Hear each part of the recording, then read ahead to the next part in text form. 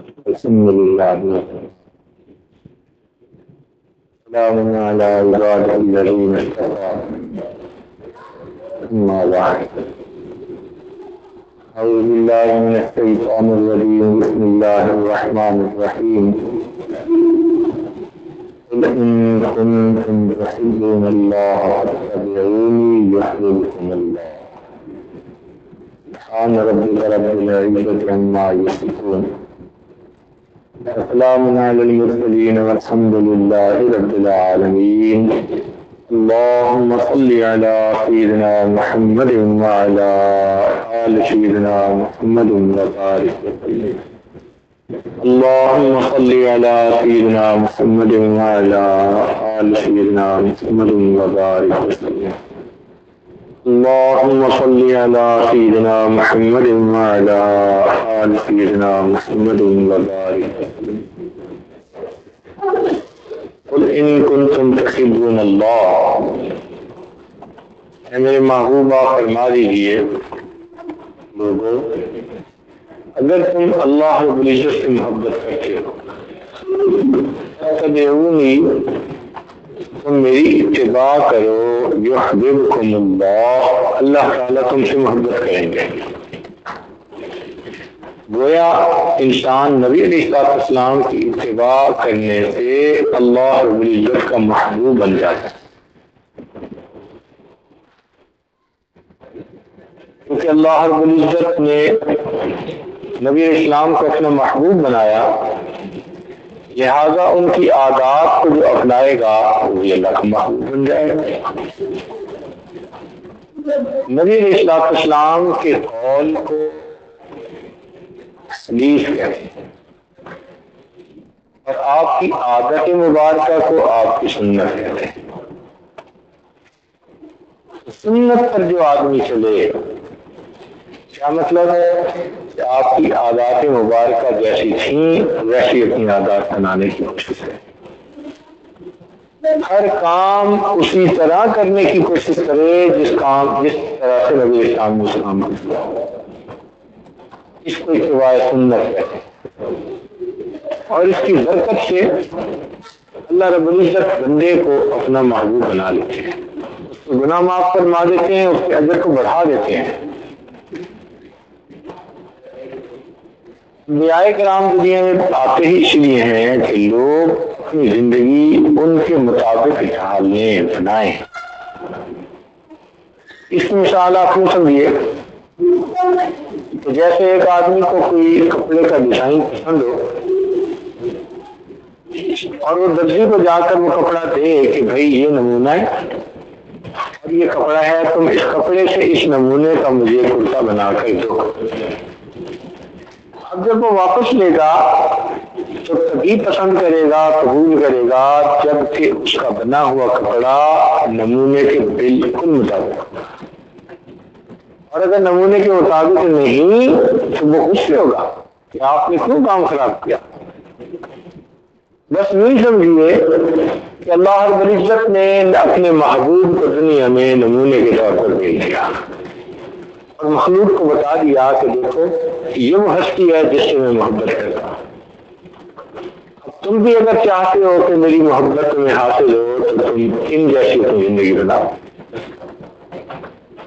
لہذا قیامت کے دن اللہ رب العزت ہر بندے کی زندگی کو پرکھیں گے کہ وہ سنت کے مطابق ہے یا نہیں، اگر ہوگی تو قابل قبول ہے، اور اگر سنت کے مطابق نہیں ہوگی تو اللہ تعالیٰ اس کو ٹھکر لگا۔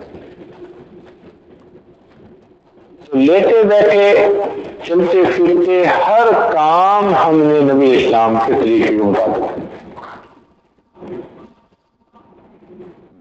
حتیٰ کہ ہمارا بیٹھنا، اٹھنا، چلنا پھرنا، بولنا، کھانا پینا، گفتار، رفتار، کردار، ہر چیز سنت کے مطابق ہو جائے، یہ ہماری کیفیت ہو جائے۔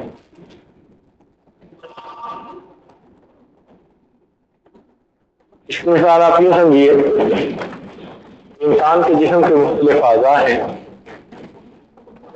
عورتیں اپنے جسم کے جس حصے میں جیولری پہن لیتی ہیں وہ سمجھتی ہیں کہ یہ ہمارے جسم کا حصہ خوبصورت بن گیا، مثلاً انگلیوں میں اگر اس نے رنگ ڈال لی تو سمجھتے ہیں کہ ہماری انگلیاں زیادہ خوبصورت نظر آئیں گی. اگر انہوں نے بازوں میں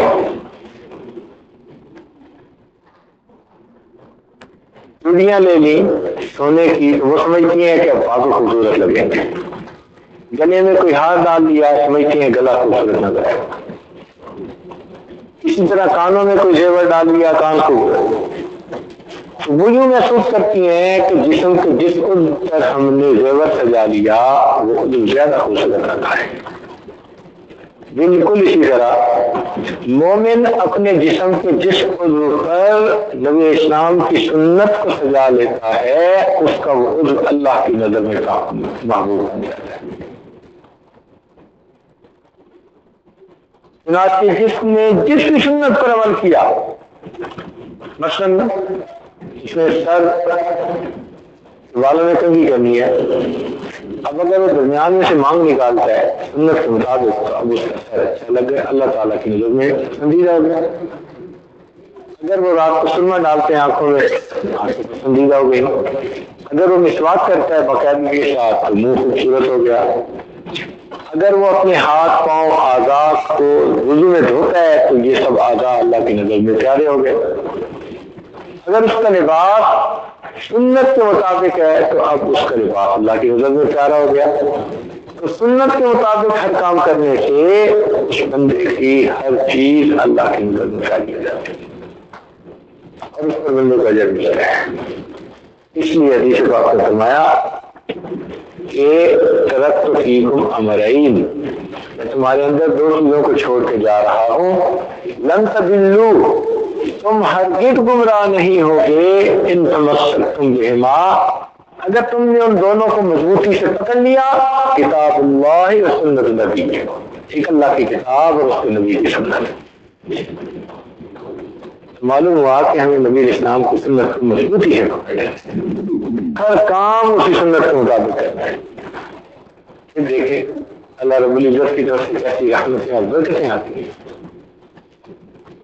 یہ مطابقت نبی اسلام کے ساتھ نصیب ہو جاتی ہے, اس وجہ سے انسان اللہ تعالیٰ کو محبوب بن جاتا ہے. ایک لوگ سماتے ہیں کہ میں جب مدرسے جایا کرتا تھا چھوٹا بچہ تھا, راستے میں پوری لمحہ رہتی تھی, وہ جب کبھی مجھے دیکھتی تو مجھے اپنے گھر بٹھاتی اور کچھ نہ کچھ کھانے کو دیتی.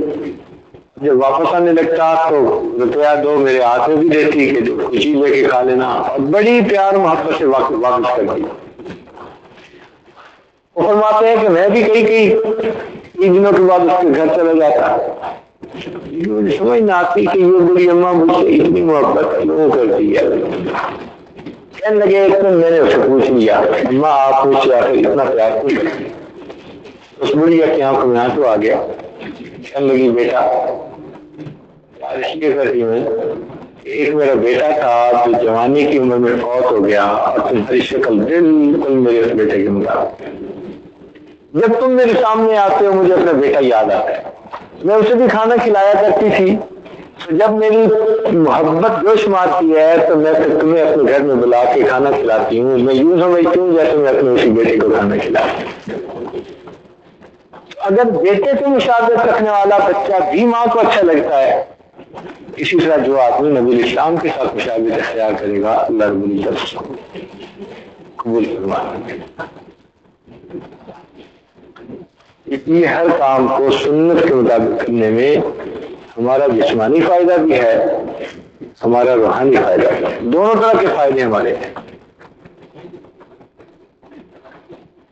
سنت پر عمل کرنے میں. نبی علیہ السلام کی مبارک سنتیں کتابوں میں تفصیل کے ساتھ لکھی ہوئی ہیں, ان سنتوں کو پڑھ کر اپنانے کی ضرورت ہے. پھر دیکھیے حضور کی طرف سے کیسے رہنمائی ہوتی ہے.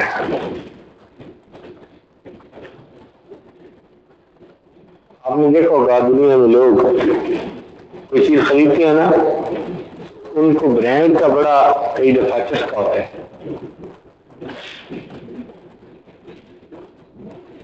مثال کے طور پر کسی خاص کمپنی کی کوئی چیز پسند ہے تو وہ کہیں گے بس مجھے یہی چاہیے. اس کو کہتے ہیں برینڈ لائلٹی. قیامت کے دن بھی یہی ہوگا. اللہ تعالیٰ فرما دیں گے کہ بس مجھے وہ عمل چاہیے جس پر میرے محبوب کی سنت کی مہر لگی ہوئی. اس کے علاوہ جو عمل ہوگا اللہ تعالیٰ اس کو ٹھوک لگا دیں گے. دعا ہے اللہ تعالیٰ ہمیں ہر عمل میں ہر کام میں سنت نبوی کے مطابق زندگی گزارنے کی توفیق دے. اور یہ کام مشکل نہیں ہے، کام بہت آسان ہے، اور اس کی وجہ سے انسان کی دنیا آخرت میں عزت ملتی ہے. ہمارا یہ نقشبندیہ سلسلہ اس میں مشائخ کا یہ فرمان ہے کہ انسان اگر محنت کرے اور ساتھ اتباع سنت کو اختیار کرے تو کثرت ذکر سے اور اتباع سنت سے دو چیزوں سے اللہ تعالیٰ اس کے دل کو دل نگرانی بنا دیتے ہیں. اس کے دل کا دل نگرانی بنتا ہے. اور حکم یہ دیا کہ من تمسک بسنتی عند فساد امتی فلہ اجر مئۃ شہید.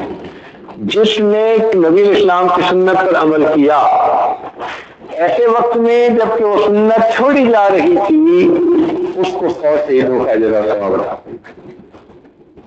ایک ایک سنت کو زندہ کرنے پر 100 شہیدوں کا ثواب ملتا.